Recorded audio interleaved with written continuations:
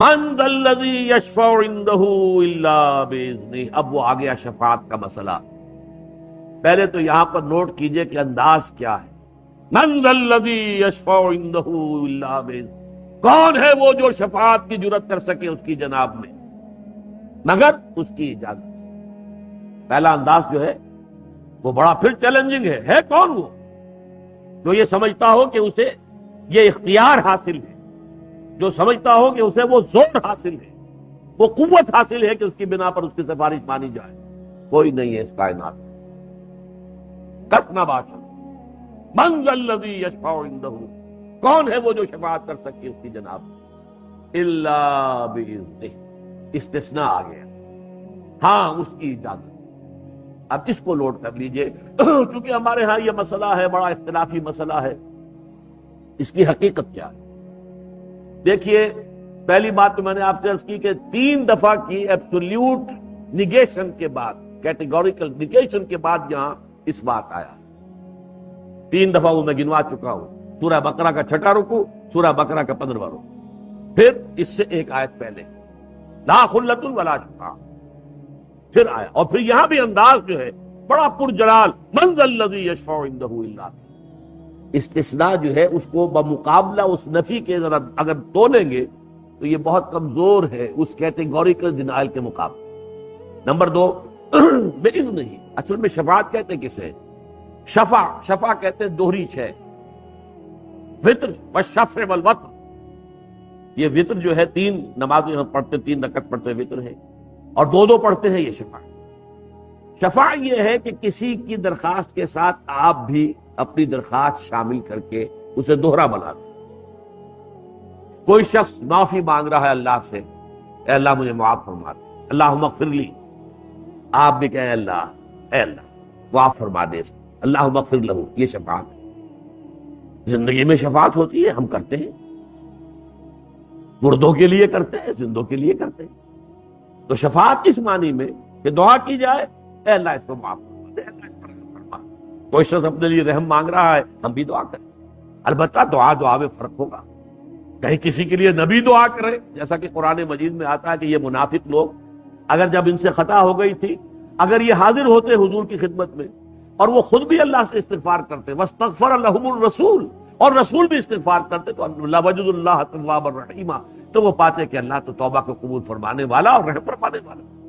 تو گویا کہ زندگی میں بھی حضور شفاعت فرماتے تھے کہ اللہ تیرا یہ بندہ اپنی خطا مان رہا ہے، اے اللہ تو اسے معاف فرما دے. بس اوقات ایسا ہوتا تھا میں نے معاف کر دیا، اے اللہ تو بھی معاف کر. کیونکہ جو خطا ہوتی تھی ظاہر بات ہے وہ کسی دین کے معاملے میں ہوتی تھی، اور حضور چونکہ اس وقت کی جو جد و جہد ہو رہی تھی اس کے قائد تھے، تو گویا کہ وہ ان کے خلاف ایک بات جا رہی ہے، تو میں نے بھی معاف کر دیا، اللہ تو بھی معاف فرما دے. یہ شفاعت قیامت میں بھی ہوگی.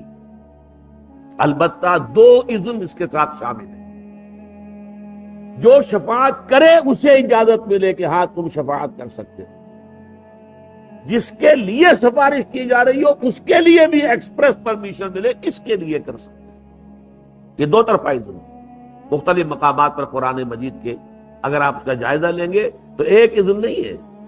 اللہ کا اذن اس بندے کو کہ تم سفارش کر سکتے ہو، اس بندے کے لیے. یہ دونوں چیزیں اذن میں شامل ہیں. اب سوال پیدا ہوتا ہے جب ہم ساری باتوں کی کوئی عقلی توجیہ بھی کرنے کی کوشش کرتے ہیں کہ پھر شفاعت کا فائدہ کیا ہے. پہلی بات تو یہ سب مانتے ہیں، جو بریلوی مکتب فکر کے لوگ ہیں وہ بھی مانتے ہیں کہ ایسی کوئی شفاعت نہیں ہے کہ جو اللہ پر کوئی اپنے اقتدار، اپنے غلبے، اپنی قوت کے بل پر اللہ سے کوئی بات کروا لے. اس کا کوئی امکان نہیں. وہ تو شرک ہو جائے گا، بدترین قسم کا شرک ہو جائے گا. لیکن شفاعت کی پھر کیا مقام، کیا ہے، کمال کیا ہے؟ اللہ تعالیٰ اپنے کچھ نیک بندوں کا جو اس کے ہاں مقام اور مرتبہ ہے، جو قدر و منزلت ہے، اس کے اظہار کے لیے شفاعت کی اجازت دے.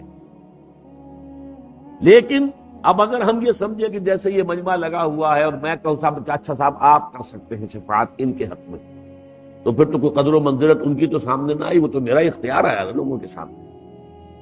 لہذا یہ خفیہ ہوگی کمیونیکیشن، وحی کے ذریعے سے. وحی کسے کہتے ہیں؟ الاعلام بالخفاء والسرعہ، ہوگی اندر، لیکن یہ کہ لوگوں کے سامنے یہی آئے گا کہ انہوں نے ان کے حق میں سفارش کی ہے، اللہ نے منظور کر لی ہے، ان کا اللہ کے ہاں مقام ہے، رتبہ ہے. ان کا پایا ہے، ان کی قدر و منزلت۔ اس طریقے سے ان بندوں کی قدر و منزلت کا اظہار ہو جائے گا پبلک کے سامنے علی رؤوس الاشہاد۔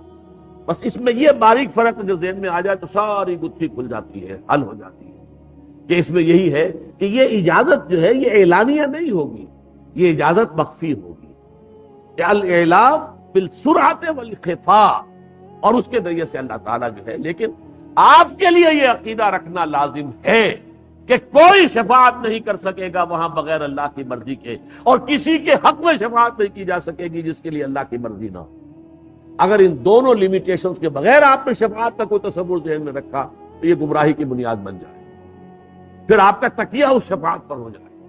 اور آپ کو معلوم ہونا چاہیے اصل شرک کی بنیاد، خاص طور پر جو عرب میں مشرکین تھے، ان کی شرک کی بنیاد تو شفاعت باطلہ کا تصور تو تھا۔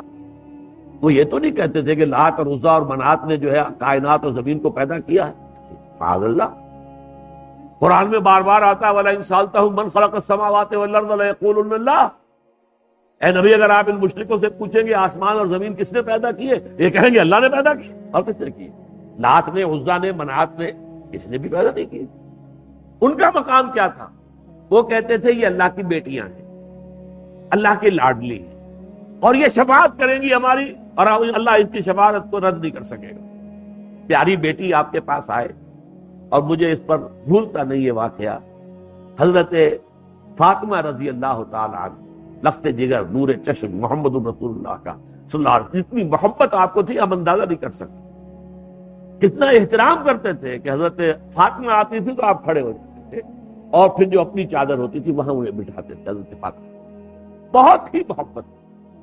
اور وہ لاڈلی اور محبوب بیٹی آئی ہے، ابا جان دیکھیے یہ میں چکی پیسنے کی وجہ سے یہ میرے ہاتھوں میں گٹے پڑ گئے، دیکھیے میں کنویں سے خود پانی لاتی ہوں مشکیزہ اپنے کندھے کے اوپر، تو یہاں پہ بدھی پڑ گئی ہے، نشان پڑ گیا۔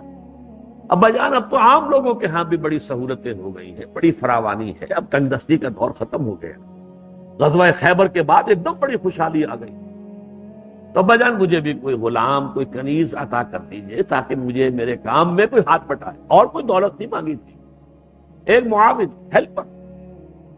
فرمایا نہیں بیٹی یہ چیزیں ہمارے لیے نہیں، میں تصور نہیں کر سکتا کیا بیتی ہوگی حضور کے قلب پر اس وقت۔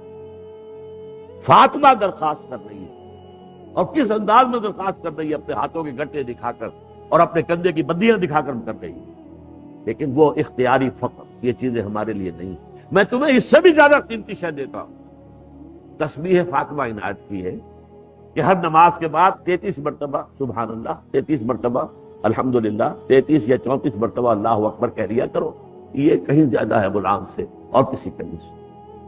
تو بہرحال ان کے ہاں تصور یہ تھا کہ یہ فرشتے خدا کی بیٹیاں ہیں، اور ان فرشتوں کے نام پر انہوں نے یہ مورتیاں بنائی۔ عزا، عزا عزیز کا مؤنث ہے، لات الہ کا مؤنث ہے، لات الہ کا مؤنث لات ہے، اور عزا عزیز کا ہے، جیسے کبرا اکبر کا ہے، العز العزا، اس طریقے سے ان کی یہ دیویاں ہیں۔ اور یہ کہتے تھے کہ ہؤلاء شفعاؤنا عند اللہ، اصل میں یہ جو دیویاں ہیں جنہیں ہم پوجتے ہیں یہ ہماری سفارش ہی ہوں گی اللہ کے۔ تو شفاعت باطلہ ہی تھا سارا معاملہ، اور تو کچھ نہیں تھا، ان کا شرک ہی تھا۔ وہ یہ نہیں سمجھتے تھے کہ کائنات کے خالق جو ہے یہ لات، عزا، منات، قبل جو ہے یہ کائنات کے خالق تو صحیح سفارشی ہے، لیکن ان کی سفارش رد نہیں کی جا سکتی۔ تو یہ تصور جو ہے اگر کسی درجے میں بھی ہے تو اسے ذہن سے نکال دیجئے۔ ہاں اس بات ہے اللہ اپنے کچھ مقرب بندوں کا مقام ظاہر کرنے کے لیے خفیہ طور پر انہیں اجازت دے گا، اور ان کی بھی صراحت کر دے گا کہ کس کے حق میں شفاعت کر سکتے ہیں۔ اچھا یہ بھی نوٹ کر لیجئے کس کے حق میں شفاعت ہو سکتی ہے، اس کی مثال کیا ہے، دنیا میں بھی ہے مثال، اگرچہ وہ اسلامی اصول کی روح سے تو غلط ہے۔ آج کل جو ہوتا ہے معاملہ مرسی اپیل کا، تو قتل کا مقدمہ ہے اور ایک قاتل جو ہے ثابت ہو چکا ہے اس نے قتل کیا ہے، کولڈ بلڈڈ مرڈر ہے، اور اس نے واقعتاً قتل کیا ہے، اور پھر یہ کہ اس نے اپیل کر لی، سیشن جج سے بھی بات ہوئی ہے، اور ہائی کورٹ، سپریم کورٹ، اس کے بعد ابھی اسے ایک رائٹ آف اپیل ہوتا ہے to the head of the state. اب ہیڈ آف دی اسٹیٹ کو جو اختیار آج کل دیا، اسلام میں نہیں ہے یہ، لیکن میں تو آج کل کی مثال سے بات سمجھانا چاہ رہا ہوں۔ ہیڈ آف دی اسٹیٹ کے پاس یہ اختیار نہیں، یہ بھی مطلق نہیں ہوتا، وہ بھی ایک طرح کا ریویو کرتا ہے پورے مقدمے کو دیکھ کر کہ کہیں کوئی ایسی بات، بسا اوقات ایسا ہوتا ہے کہ قانون کی لمیٹیشنز ہیں کہ جن کے اندر بعض چیزوں کو آپ کنسیڈر نہیں کر سکتے، اس کے لیے کیا محرک بن گیا تھا، اس کے لیے کیا حالات تھے، کس طرح کی تنگی میں یہ آ گیا تھا، ان چیزوں کو ظاہر بات ہے قانون اسے ڈیل نہیں کر سکتا، قانون تو ڈیل کرے گا اس نے قتل کیا، سیدھی سیدھی بات، یہ حالہ قتل ہے، برآمد ہو گیا، وہ بھی مان رہا ہے میں نے قتل کیا، ختم بات۔ لیکن یہ کہ اگر کہیں کوئی امکان ہے کہ جس میں اس کو ہم قابل رحم سمجھ سکیں تو پھر وہ اپیل منظور ہوتی ہے، ورنہ نہیں۔ اسی طریقے کا معاملہ ہے کہ آن آل لیگل گراؤنڈز ایک شخص کنڈم ہو چکا، لیکن اللہ تعالیٰ کے علم میں ہے کہ اس کے بارے میں گنجائش ہے، رحم کی گنجائش موجود ہے، لیکن بجائے اس کے کہ وہ اپنے رحم کا اظہار فرمائے، وہ اپنے کسی مقرب بارگاہ بندے کی طرف سے اس کی سفارش کا اعلان کروا کے تو گویا کہ اس کے مقام کو واضح کرتے ہیں اپنے عوام کے ساتھ۔ یہ ہے جو کچھ میں نے آج تک سمجھا ہے اس مسئلہ شفاعت کے بارے میں، واللہ عالم۔ آگے چلیے، یعلم ما بین ایدیہم وما خلفہم، وہ جانتا ہے جو کچھ کہ ان کے سامنے ہے اور جو کچھ کہ ان کے پیچھے ہے۔ اب ہم سے مراد کیا ہے؟ کل مخلوقات، اور خاص طور پر آئے گا شفاعت کرنے والے۔ ویسے تو یہ کہ ہر مخلوق کے آگے جو کچھ ہے، پیچھے جو کچھ ہے، اس سے پہلے جو کچھ تھا، اس کے بعد جو کچھ ہوگا، سب اللہ کے علم ہے۔ یعلم ما بین ایدیہم وما خلفہم، لیکن یہاں جو ہے ایک تو یہ کہ اللہ کے صفت علم پر سمجھ لیجئے، علم مطلق، حیات مطلق، اللہ کا علم بھی مطلق، اللہ کا علم قدیم، اللہ کا علم ذاتی ہے، کسی کا عطا کردہ نہیں، جبکہ جملہ مخلوقات کا علم اللہ کا عطا کردہ۔ فرشتوں سے جو کہا تھا انبئہم باسمائہم، اور جب ان سے کہا تم بتاؤ ذرا، تو انہوں نے صاف کہا کہ لا علم لنا الا ما علمتنا، اے اللہ ہمیں تو سوائے اس علم کے جو تو نے ہمیں عطا کیا اور کوئی علم حاصل نہیں، ہمارے پاس ذاتی علم ہے ہی نہیں۔ اسی طریقے سے تمام انبیاء کا، اگرچہ ہم یہ نہیں کہہ سکتے کہ اللہ نے اتنا علم دیا، یہ ناپ تول ہم نہیں کر سکتے۔ یہ تو ایسا ہے کہ ہمارا تو پیمانہ جو ہے وہ تو سونار کی ترازو کی طرح ہے، جس میں تولے اور ماشے تو تول سکتے ہیں، ٹنوں سریا تو اس میں آپ نہیں تول سکتے۔ تو ہمارا ذہن تو وہ ہے، ہم نہیں جان سکتے اللہ نے حضور کو کتنا علم دیا، لیکن یہ ہم جانتے ہیں کہ محدود ہے اللہ کا عطا کرنا۔ یہ تین باتیں مجھے ایک مرتبہ جب کہ ابھی میں میڈیکل کالج میں پڑھتا ہی تھا، اللہ تعالیٰ نے چونکہ اس وقت سے ہی قرآن مجید سے بھی شغف عطا کیا تھا، درس قرآن میرا اس زمانے میں بھی پسند کیا جاتا تھا، جمعیت طلبہ کا میں کارکن تھا، تو میں اس مسئلے پہ ایک بریلوی عالم دین تھے منٹگمری کے، میں ان کے پاس گیا کہ یہ علم غیب کا مسئلہ آپ کا، نبی کے علم کے بارے میں آپ کا عقیدہ کیا ہے بتائیے۔ انہوں نے کتابیں لا کر دکھائی کہ دیکھیے حضور کے علم کے بارے میں یہ تین باتیں ہم مانتے ہیں۔ حضور کا علم ذاتی نہیں ہے، عطائی۔ حضور کا علم قدیم نہیں ہے، حادث۔ حضور کا علم لا محدود نہیں ہے، محدود ہے۔ میں نے کہا بھی میرا تو جھگڑا آپ نے کوئی نہیں رہا، ختم کوئی نہیں، میری بحث تو ختم۔ اب یہ کہ کتنا علم ہے اور کتنا نہیں ہے، یہ میں کون ہوں اس کا فیصلہ کرنے والا، یا کون انسان ہے جو فیصلہ کر سکتا ہے کہ اللہ نے اپنے نبی کو کیا علم دیا، کیا دکھایا، کیا کچھ سکھایا۔ علمہ شدید القویٰ، وہ جو تعلیم دی ہے، اب ظاہر بات ہے کہ وہ جو بھی دی ہے اس نے دی، ہاں یہ ضرور ہے ذاتی نہیں ہے، عطائی، قدیم نہیں ہے، حادث، لا محدود نہیں ہے، محدود۔ اب محدود جو ہے کروڑوں بھی ہے تو بھی محدود ہے، اور 10-20 کا عدد ہے وہ بھی محدود ہے۔ محدود کے اندر آپ اس کے کوانٹٹی پہلو پر مت جائیے، لیکن ہے محدود، لمٹ۔ تو فرمایا اب خاص طور پر اس کا تعلق جو ہے شفاعت کے ساتھ ہے۔ اب اس کو ایک تمثیل سے سمجھیے، آپ اگر کسی مجسٹریٹ کے پاس جاتے ہیں، کسی کی سفارش کر دیں تو کیا کہتے ہیں اسے؟ دیکھیے اصل میں FIR کے اندر یہ شرارت کر دی گئی، یہ یوں ہو گیا، پھر جو ہے فلاں شخص نے رشوت لے لی ہے، اور یہ شخص جو ہے مقدمہ جو ہے وہ تو نظر آ رہا ہے کہ یہ مجرم ہے، لیکن میں آپ کو بتا رہا ہوں کہ مجرم نہیں، آپ کے علم میں نہیں ہے، میں آپ کو بتا رہا ہوں۔ یہی ہوتا ہے نا۔ کیا اللہ کے سامنے بھی کوئی یہ کہہ سکتا ہے اے اللہ تجھے معلوم نہیں، میں بتاتا ہوں؟ یہ ایسا نہیں ہے جیسا کہ فرشتوں کی لکھی ہوئی رپورٹ میں آیا ہے، نہیں نہیں نہیں، یہ فرشتوں سے غلطی ہو گئی ہوگی، نہیں، یہ ایسا نہیں ہے، اس بندے کو میں جانتا ہوں، یہ بات تو کوئی نہیں کہہ سکتا۔ تو یعلم ما بین ایدیہم وما خلفہم، وہ تو جانتا ہے ہر وہ شے جو ان کے پیچھے اور ان کے آگے ہے. وَلَا يُحِيطُونَ بِشَيْءٍ مِّنْ عِلْمِهِ إِلَّا بِمَا شَاءَ. جبکہ ان کا حال یہ ہے کہ وہ اللہ کے علم میں سے احاطہ کر ہی نہیں سکتے کسی شے کا سوائے اس کے جو اللہ چاہے. اب یہاں مخلوق کا علم اور اللہ کے علم کا تقابل ہے. اللہ کا علم وہی سے کل، مخلوق کا علم جتنا اللہ نے دیا ہے. اب کیسے بتائیں گے کہ اللہ یہ بات یوں نہیں یوں ہے، اے اللہ یہ شخص ایسا نہیں ویسا ہے؟ کوئی عقلی معاملہ جو ہے اس شفاعت کے لیے یہاں موجود ہے، جبکہ علم کامل اللہ کا ہے. اور کوئی بھی ہو کسے باشد، فرشتے ہو، انبیاء ہو، رسول ہو. جیسے میں نے بتایا آپ کو، سب سے زیادہ تو اس میں اگر وہ مناجاتوں میں یا نعتوں میں غلو کرتے ہیں تو ہمارے بریلوی بھائی کرتے ہیں. ان کا بھی جو مستند عقیدہ ہے وہ یہی ہے کہ حضور کا علم ذاتی نہیں عطائی ہے، قدیم نہیں حادث، لامحدود نہیں محدود. لہذا استحقاق شفاعت کا اس معنی میں نہیں بن رہا جس معنی میں کہ ہمارے ہاں ایک سفارش کا تصور. یعنی کہ میجسٹریٹ ہے، کوئی جج ہے، جو بھی ہے، اس کا علم محدود ہے. وہ تو فائل ہی کو دیکھے گا نا، وہ تو کاغذوں کو دیکھے گا، کیا رپورٹیں آئی ہے، کس طرح کی آئی ہے. وہ میڈیکل رپورٹ ہے، میڈیکو لیگل کوئی آ گیا معاملہ، اب اسے کیا پتا کہ یہ میڈیکو لیگل جو ایکسپرٹ تھا اس نے رشوت کھا لی ہے. لیکن وہ تو اپنے فائل کو دیکھے گا، رپورٹ کو دیکھے گا. اللہ اللہ کرتا، ساری حقیقت تو اس پر واضح نہیں ہے، آپ واضح کر سکتے. لہذا شفاعت کے اس تصور کو اپنے ذہن سے بالکل نکال دیں. یہ اسی کی نفی کے لیے یہاں پر یہ الفاظ اس ترتیب کے ساتھ آئے ہیں. من ذا الذی یشفع عنده الا باذنہ یعلم ما بین ایدیہم وما خلفہم ولا یحیطون بشیء من علمہ الا بما شاء وسع کرسیہ السماوات والارض. اب کرسی کا لفظ آ گیا. ایک کرسی یہ بھی ہے جس پر میں بیٹھا ہوں. ایک کرسی پر بھٹو صاحب بھی بیٹھے ہوئے تھے جب انہوں نے کہا تھا ٹیلی ویژن پہ، یہ میری کرسی بہت مضبوط ہے، دونوں ہتھیوں کو مضبوطی سے پکڑ کر. میری کرسی بہت مضبوط ہے، وہ بالوں کا ختم مضبوط نہیں. بریگیڈیئر گوندل تھے لاہور میں، پہلے انہوں نے بسم اللہ کی کہ اب مزید ہم فائرنگ نہیں کریں گے. 2 بریگیڈیئر اور شامل ہو گئے تو پیغام پہنچ گیا بھٹو صاحب کو کہ فوج اب میرا ساتھ نہیں دے گی.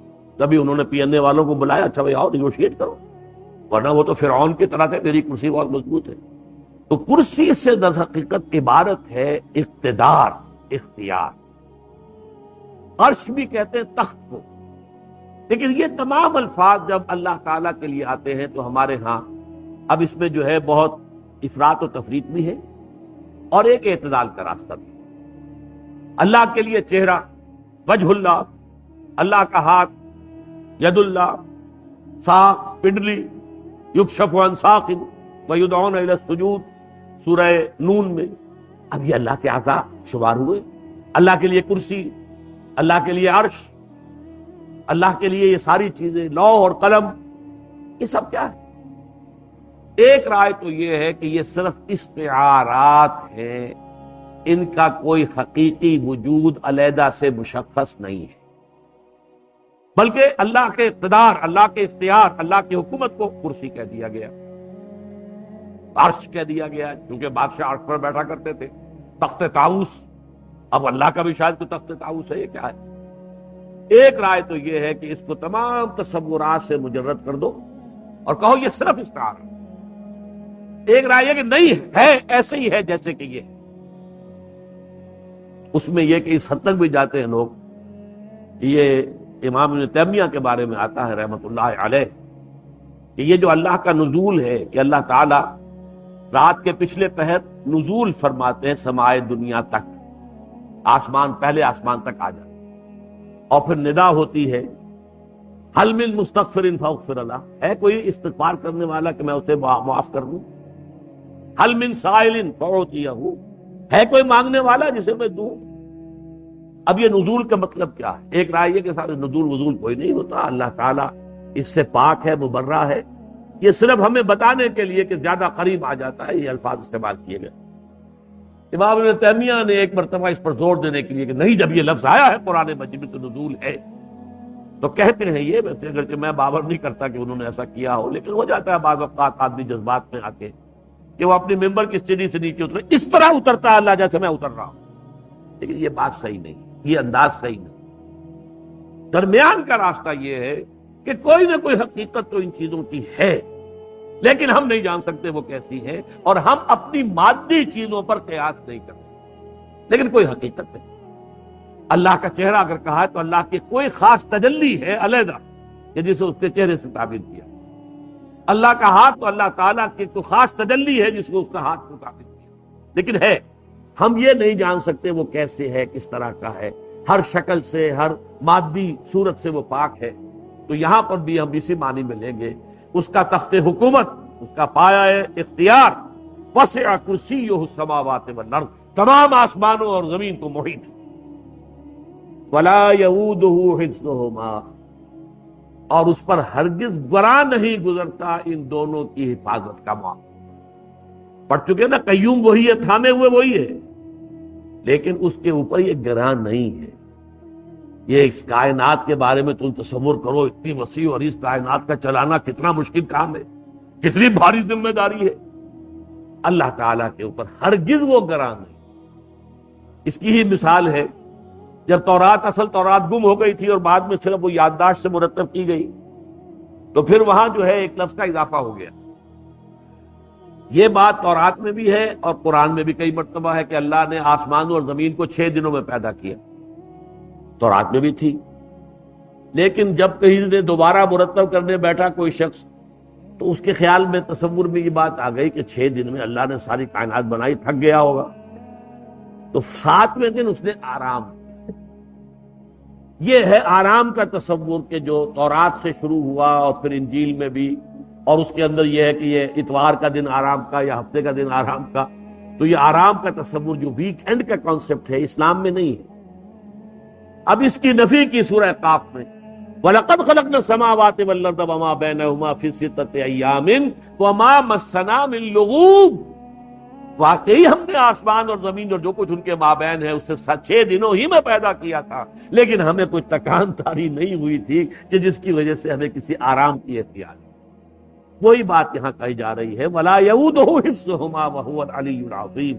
وہ العلی، العلی، علی، یہ ہے صفت، بہت بلند و بالا، رفیع الشان، العلی، سب سے بڑھ کر بلند و بالا اور رفیع الشان، اور العظیم، عظمت۔ اب یہ دو دیکھیے ڈائمنشن ہیں، ایک ہے بلندی، ہم بھی کسی شے کی عظمت کا، ایک ہے کوئی شے اپنے حجم میں، جسامت میں، اپنی اس طرح کی شکل میں بہت عظیم ہو، عظمت والی، ایک یہ کہ بلند بہت ہے۔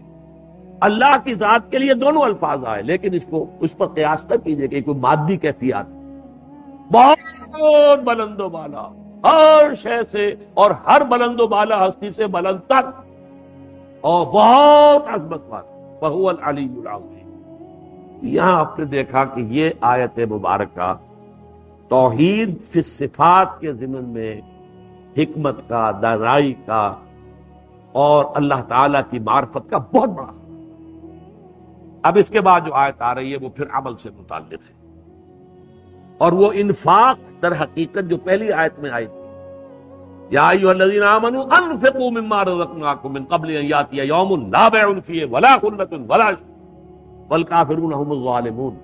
اب اس کا محل کیا ہے، کہاں وہ خرچ کرنا ہے، کس کام کے لیے کرنا ہے، وہ اب آ رہا ہے، لا اکراہ فی الدین، دین میں کوئی جبر نہیں ہے، یعنی دین میں کسی کو جبری طور پر داخل نہیں کیا جائے۔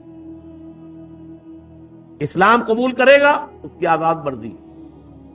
یہ معاملہ نوٹ کر لیجئے، صرف مشرکین عرب کے لیے تھا کہ چونکہ حضور خود انہی میں سے تھے قومی اعتبار سے، امیین، هو الذی بعث فی الامیین رسولا منہم، اور ان کی زبان میں اللہ کا کلام آ گیا، اور حضور نے آخری درجے میں اتمام حجت کر دیا ان پر۔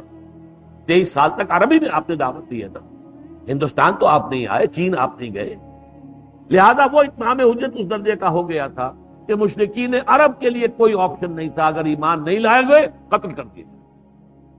یہ سورہ توبہ کے شروع میں جو ہے کہ 4 مہینے کی مہلت ہے، سارے معاہدے ختم، برات من اللہ ورسولہ الی الذین عاہدتم من المشرکین، 4 مہینے کی مہلت ہے، فإذا انسلخ الأشہر الحرم فاقتلوا المشرکین حیث وجدتموہم، جب یہ 4 مہینے ختم ہو جائیں تو اے مسلمانوں قتل کرو ان مشرکوں کو جہاں بھی پاؤ۔ یہ دوسری بات ہے کہ ہوا نہیں، عظیم اکثریت ایمان لے آئی، جو کچھ لوگ تھے سر پھرے وہ پھر عرب کو چھوڑ کر چلے گئے۔ ابو جہل کے بیٹے تھے اکرما، وہ بھی جا رہے تھے۔ ابو جہل اکڑفو تھا تو بیٹا بھی آخر پتا پر پوت اور پتی پر گھوڑا، وہ بڑا اکڑفو تھا، میں اس وجہ سے تو ایمان نہیں لاؤں گا، تو وہ اب ہجرت کر کے جا رہا تھا۔ کبھی گئے تھے صحابہ کرام حبشہ کی طرف ہجرت کر کے، اب یہ حبشہ جا رہا، راستے میں طوفان آ گیا، بحیرہ احمر ہے نا، ریڈ سی۔ اب جتنے بھی لوگ کشتی میں تھے سب مشرک تھے، سب اللہ کو پکار رہے، کوئی لات عزا منات کسی کو پکار ہی نہیں رہا۔ تو اس کا دل میں آیا کہ اگر تو ہماری فطرت میں ایک اللہ ہی ہے، لات منات عزا کو تو یہاں کوئی پکار ہی نہیں رہا، تو یہی بات تو محمد کہتے ہیں صلی اللہ علیہ وسلم۔ تو اس بات سے بھاگ چکا ہوں میں، وہیں سے واپس آئے، آ کر جو ہے ایمان قبول کیے، اور پھر بہت سچے اور پکے مسلمان صحابی۔ اس کے بعد انہوں نے خاص طور پر مرتدین کے خلاف جو جہاد کیا اس میں شہید ہوئے، جام شہادت نوش کیا، حضرت اکرمہ رضی اللہ تعالی عنہ ابن ابی جہل۔ تو بہرحال یہ معاملہ تھا خصوصی صرف اہل عرب کے۔ اس کے بعد جب جو فوجیں نکلی ہیں خلافت راشدہ میں عرب سے باہر، تو تین آپشن ہمیشہ تھے، آپ نے پڑھے ہیں تاریخ میں۔ ایمان لے آؤ، ہمارے برابر کے درجے کے ہو جاؤ، تمہاری جان مال عزت آبرو جائیداد ہر شے محفوظ۔ ہم یہ بھی نہیں کہیں گے کہ ہم پرانے مسلمان ہیں تو ہمارا حق زیادہ ہے، تم تو 9 وارث ہو، 9 مسلم ہو، تمہارے حقوق کم ہے، نہیں، ایبسولوٹلی ایکول ٹو اس، دس آپشن از اوپن۔ اگر یہ نہیں تو پھر یہ کہ چھوٹے ہو کر رہو، تم یہودی بھی رہ سکتے ہو، عیسائی، ہندو، سکھ، پارسی، بدھ، جو چاہو رہو، لیکن اسلامی ریاست کی بالادستی قبول کرنی پڑے گی اور جزیہ دینا ہوگا، ٹیکس دینا۔ اگر یہ بھی منظور نہیں تو پھر آؤ، تلوار فیصلہ کر دے گی ہمارے اور تمہارے درمیان۔ ہمیشہ یہ تین آپشن تھے۔ لہذا کسی بھی شخص کو سوائے وہ معاملہ جو میں کہہ چکا ہوں عرب میں جو ہوا ہے، وہاں تو کہا جا سکتا ہے کہ کورشن تھا، وہاں تو گویا کہ یہ آلٹرنیٹ یہ تھا، یا قتل کر دیے جاؤ گے، یا امپلائڈ صرف یہ تھا، یا پھر عرب چھوڑ کے بھاگ جاؤ، جہاں جانا، جان بچا کے سر چھپا لو، جہاں جاؤ، یہاں نہیں رہ سکتے۔ لیکن یہ کہ اس کے بعد پوری اسلامی تاریخ میں کسی ایک مرتبہ بھی کسی انسان کو جبرن مسلمان نہیں بنایا، اپنی مرضی سے کہا۔ ہاں، جو مسلمان ہو اور دعویٰ کرے پھر اس پر جبر ہوگا، اب تمہیں نماز پڑھنی پڑے گی، نہیں پڑھتے ہو تم مار پڑے گی، سزا دی جائے گی، تعزیر ہوگی، بعض فقہا کے نزدیک تو قتل تک جائے گی، بعض کے نزدیک یہ ہے کہ اس کو جیل میں بند رکھو جب تک کہ توبہ نہ کرے اور پختہ وعدہ نہ کرے کہ آئندہ پابندی سے نماز پڑھو۔ یہ اب جبر ہوگا۔ یہ جبر کس چیز پر؟ تم نے اسلام قبول کیا، اب اسلام پر عمل کرنا ہو، لیکن اسلام کو قبول کرنے میں جبر نہیں۔ لا اکراہ فی الدین قد تبین الرشد من الغی۔ سعادت اور رشد اور ہدایت کا راستہ بالکل واضح ہو چکا ہے کج راستوں سے۔ غی ہے جسے غوا بنا ہے، غوا گمراہ ہو جانا، اغوا کا لفظ بنتا ہے گمراہ کر دینا کسی کو، تو یہ غی، ٹیڑھ، کجی، صحیح راستے سے ہٹ جانا۔ قد تبین الرشد من الغی۔ اچھا، اس کی وجہ کیا ہے؟ یہ دعویٰ کیوں ہو رہا ہے؟ کہ ذہن میں رکھیے، یہ ہے سورہ بقرہ، یہ نازل ہوئی ہے مدنی دور میں، 2/3 قرآن جو ہے وہ ہے مکی جو نازل ہو چکا۔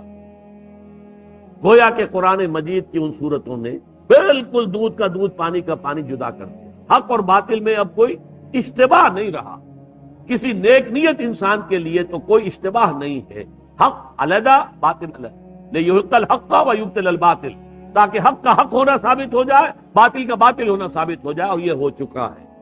قد تبین الرشد من الغی، ہدایت کا راستہ واضح اور ممیز ہو چکا ہے کجی اور گمراہی کے راستے سے۔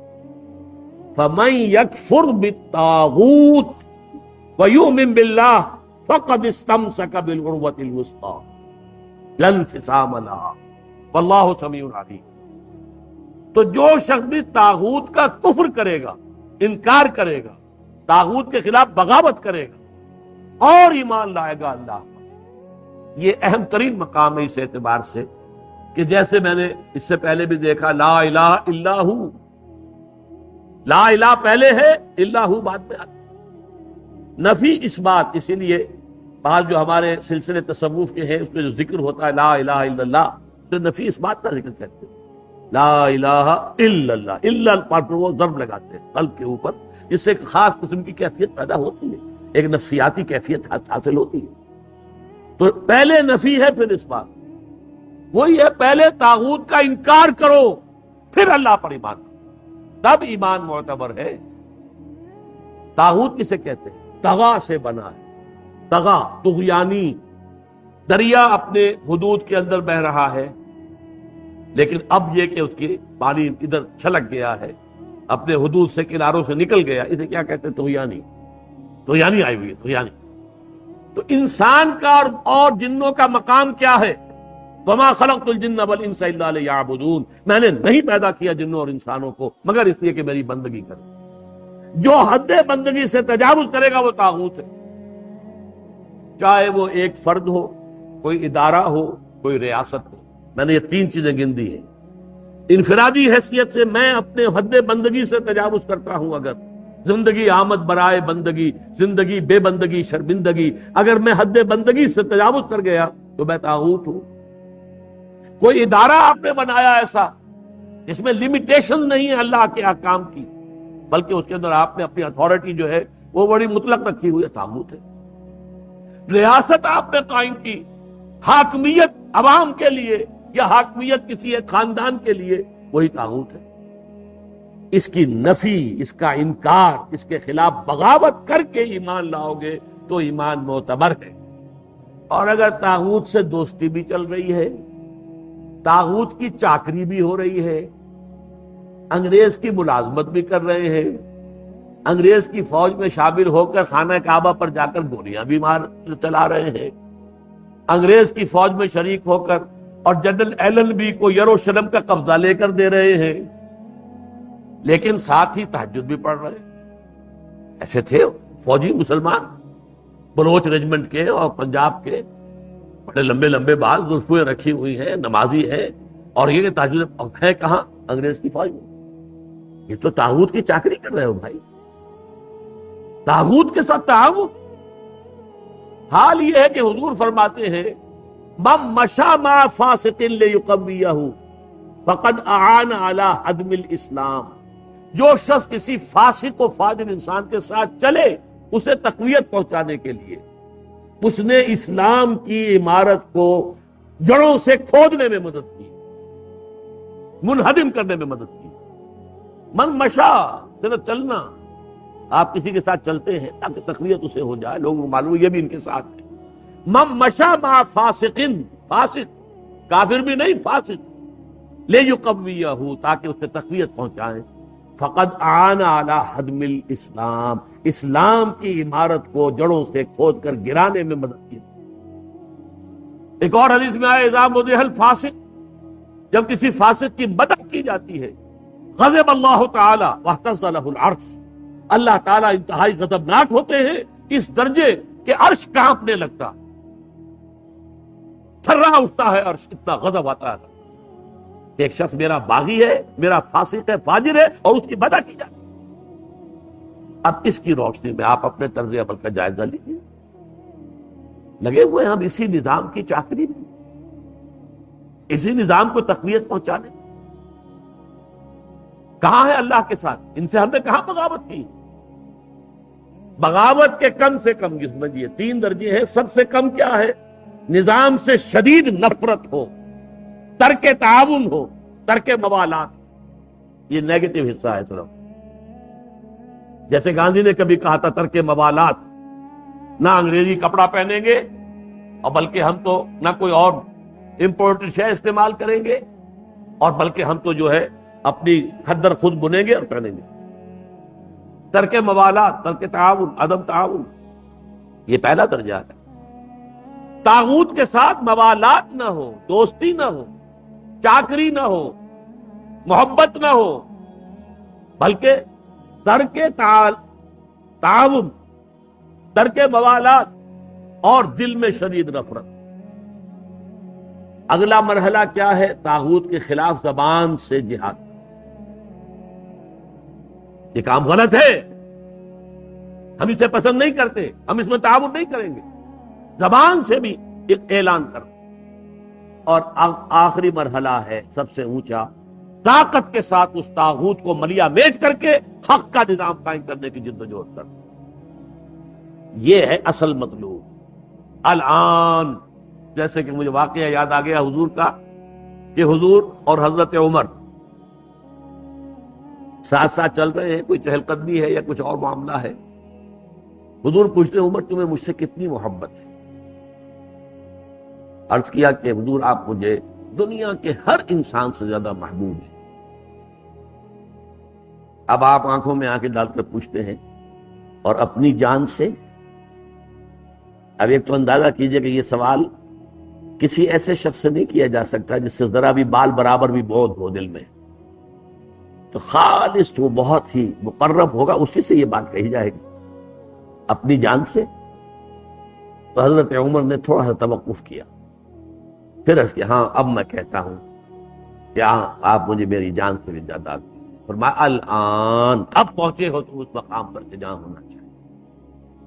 تو الان والا معاملہ یہ ہے کہ انسان تن من دھن اپنی زندگی ہر شے لگا دے طاغوت کے خاتمے اور حق کے غلبے کے. وہ ہے جہاں سے بات شروع ہوئی تھی, لگا دو, کھپا دو, صرف کر دو. یا ایھا الذین آمنوا انفقوا مما رزقناکم من قبل ان یاتی یوم لا بیع فیہ ولا خلۃ ولا شفاعۃ والکافرون هم الظالمون. اس روش کو اختیار کرنے سے انکار کرنے والے ہی تو کافر اور ظالم اور مشرک ہیں. ومن یکفر, اب میں دیکھیے دو حدیثیں بھی آپ کو سنا دیتا ہوں.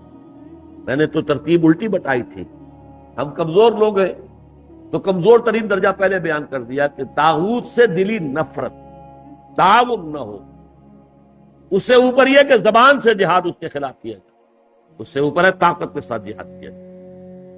لیکن حدیث میں آتا ہے اوپر سے نیچے کی. من رأى منکم منکرا فلیغیرہ بیدہ, تم میں سے جو شخص بھی کسی منکر کو دیکھے, بدی کو دیکھے, اس کا فرض ہے کہ اسے اپنے قوت سے, طاقت سے, ہاتھ سے بدلے. فإن لم یستطع, اگر اس کی طاقت نہیں ہے, استطاعت نہیں ہے یا ہمت نہیں, یہ دونوں چیزیں ایک دوسرے کے ساتھ ہی ہوتی ہیں. فبلسانہ, تو کم سے کم زبان سے تو اس کے خلاف بات کرے. گونگا شیطان تو نہ بن کے بیٹھ جائے. فإن لم یستطع, اگر اس کی بھی طاقت نہیں ہے, ہمت نہیں ہے, فبقلبہ, تو دل سے شدید نفرت رکھے. وذالک اضعف الایمان, یہ ایمان کا کمزور ترین درجہ ہے. دل میں نفرت بھی نہیں ہے تو ایمان ہے ہی نہیں. ایمان کی نفی ہے مطلق. دوسری حدیث سن لیجئے, یہ تو ہے مسلم شریف کی روایت حضرت ابو سعید خدری سے رضی اللہ تعالی عنہ. مسلم شریف ہی کی دوسری روایت ہے عبداللہ ابن مسعود سے رضی اللہ تعالی عنہ. حضور فرماتے ہیں ما من نبی بعثہ اللہ فی امتہ قبلی الا کان لہ حواریون و اصحاب. اللہ تعالیٰ نے کسی بھی قوم میں, امت میں مجھ سے پہلے جب بھی کسی رسول یا نبی کو مبعوث کیا تو اس کے کچھ نہ کچھ صحابہ, کچھ نہ کچھ حواری ہوتے تھے. حواری حضرت عیسیٰ کے صحابہ کو کہتے ہیں, صحابہ جو ہیں حضور کے ساتھی ہیں. تو ہر نبی کے کسی کے کم کسی کے زیادہ کچھ نہ کچھ تو ہوتے ہی تھے. وہ کیا کرتے تھے حواری اور صحابہ؟ یقتدون بامرہ ویاخذون بسنتہ, اپنے اس نبی کی سنت کو مضبوطی سے پکڑ لیتے تھے اور ان کے حکم پر عمل کرتے تھے. ثم انہا تخلف من بعدہم خلوف, پھر ہمیشہ ایسا ہوتا رہا کہ کچھ عرصے کے بعد ایسے ناخلف لوگ آ جاتے تھے امت کے اندر. یقولون ما لا یفعلون ویفعلون ما لا یؤمرون, کہ جو کہتے تھے وہ کرتے نہیں اور کرتے وہ ہے جس کا حکم نہیں ہوا. نئی سے نئی رسمیں, نئی سے نئی بدعات, جن کا کوئی ثبوت نہیں, کوئی حکم نہیں, کوئی ثبوت ہی نہیں کہ دور صحابہ میں بھی کوئی ایسا کام ہوتا. وہ تو ایجاد ہو رہی ہے اور ان کے اوپر پیسے بھی لگ رہے ہیں, تقریبات بھی ہو رہی ہیں, سب کچھ ہو رہا ہے, اور جو اصل سنت ہے وہ ترک. اور کہتے کچھ اور ہے, کرتے کچھ اور. زبان سے عشق و محبت کے دعوے ہیں اور عمل میں سنت کا اتباع نہیں ہے. اب جب ایسی صورت ہو, میں یا آپ اگر دیکھیں کہ ہمارے معاشرے میں ان لوگوں کا بول بالا اس وقت ان کے ہاتھ میں اقتدار ہے, ان کے ہاتھ میں, جو جاتے ہیں جہاں گئے وہاں پر چادر چڑھا دی. عوام کا جو ہے وہ ایک تاثر دینے کے لیے کہ اس قبر کے اوپر انہوں نے بھی چادر چڑھائی ہے, جن کا کوئی دین مذہب سے, روحانیت سے سروکار نہیں بالکل. جیسے کبھی اندرا گاندھی نے بھی جانا شروع کر دیا تھا مندروں کے اندر, جبکہ وہ مسلمانوں کا ووٹ اس کے خلاف گیا ہے. اور وہ ہاری ہے الیکشن میں، اس کے بعد اس نے ہندو دیوی کی شکل اختیار کی ہے، پھر وہ جاتی تھی پنڈتوں کے پاس اور سادھوؤں کے پاس، اور پھر وہ نیکسٹ الیکشن میں دوبارہ کامیاب ہو گئی۔ ہندو کارڈ پلے کیا، اسے کہتے ہیں کہ شی پلیڈ دی ہندو کارڈ، اس لیے کہ مسلم کارڈ اس کے خلاف استعمال ہوا۔ اسی طرح ہمارے سیاستدان، لیکن یہ کہ جو شخص بھی اس کیفیت سے دو چار ہو، اب سن لے، فمن جاہدہم بیدہ فہو مومن، جو بھی تم میں سے ایسے لوگوں کے خلاف اپنے طاقت سے اور اپنے ہاتھ سے جہاد کرے گا وہ مومن ہوگا۔ ومن جاہدہم بلسانہ فہو مومن، اور جو اپنی زبان سے جہاد کرے گا وہ بھی مومن ہوگا۔ ومن جاہدہم بقلبہ فہو مومن، جو اپنے دل سے جہاد کرے گا یعنی شدید نفرت رکھے گا وہ بھی مومن ہوگا۔ وَلَيْسَ وَرَاءَ ذَلِكَ مِنَ الْإِيمَانِ حَبَّةُ خَرْدَلٍ، اس کے بعد تو ایمان رائی کے دانے کے برابر بھی نہیں ہے۔ تو اپنے ایمان کو آپ تول لیجئے کہاں کھڑے ہیں، طاغوت کے ساتھ آپ کی روش کیا ہے۔ بہرحال مَن يَكْفُرْ بِالطَّاغُوتِ وَيُؤْمِن بِاللَّهِ فَقَدِ اسْتَمْسَكَ بِالْعُرْوَةِ الْوُثْقَىٰ، جس نے کہ طاغوت کا کفر کیا، طاغوت سے بغاوت کی اور اللہ پر ایمان لایا، اس نے مضبوط کنڈے کو پکڑ لیا ہے۔ یہ جو نقشہ ہے یہاں پر، اس کو تمثیل سے سمجھ لیجئے۔ سمندری جہاز پہ فرض کیجئے کچھ عرشے پر کھڑا ہوا ہے، کوئی ہچکولا ایسا آیا کہ گر گیا سمندر، اور آپ کو معلوم ہے کہ اس کے ساتھ کنڈے لگے ہوتے ہیں۔ اگر کوئی کنڈا اس کے ہاتھ میں آ جائے، فرض کیجئے تیرنا ویرنا نہیں جانتا غریب، کنڈا ہاتھ میں اگر آ گیا تو وہ کنڈا کبھی نہیں چھوڑے گا، اس لیے کہ اس کنڈے کے ساتھ اس کی جان وابستہ ہے۔ بلکہ میں کہا کرتا ہوں کہ اگر کوئی شارک مچھلی آ کر اس کی ٹانگ کاٹ کے لے جائے تو وہ کہے گا جائے، لیکن یہ کہ میں اس کنڈے کو نہیں چھوڑوں گا، اس لیے کہ یہ کنڈا ہے کہ جس کے ساتھ میری اب جان واپس۔